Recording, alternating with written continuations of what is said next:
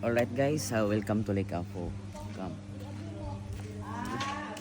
When you are approaching in the lake, there is a welcoming name, Lake Apo.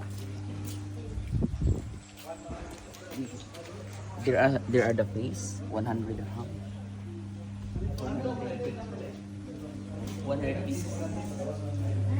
Now this is the regulations of the Lake Apo.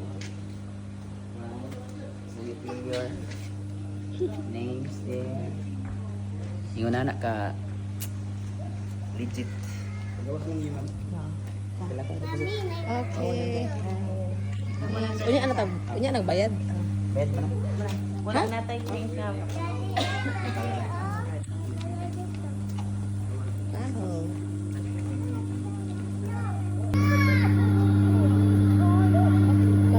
So guys, natakaroon sa Lake Apo with my hubby and family. Kami wifey. Wifey, hubby. Tara. Ikital. Welcome to Lake Apo. Wow. Kama kami inday na. Nice na ila ang pagkakuan.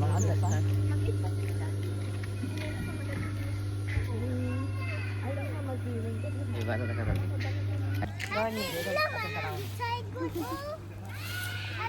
Dapat ay kuan Friday kay run out whole day. Oo. Ay, wo, piti. Uy, karon gyud mo Friday?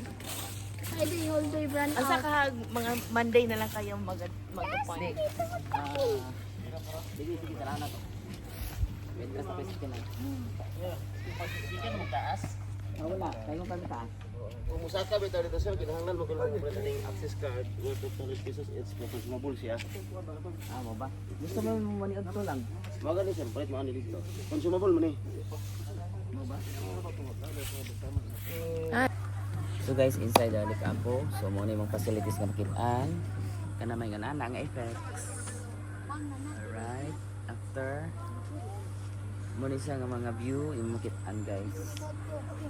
So nice kaya na po sila yung floating cottage nga pwede din mo abangan.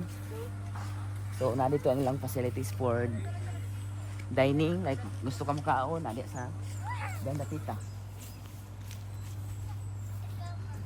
Diba? Social. Dapat isa-isa din ah. Wala na. Kanina ra to nag-posting. Ano kung dalon sila dito? Kasi ba? Sige sila ko ka. May pa. Ay, Paano mami yung Alin na. exam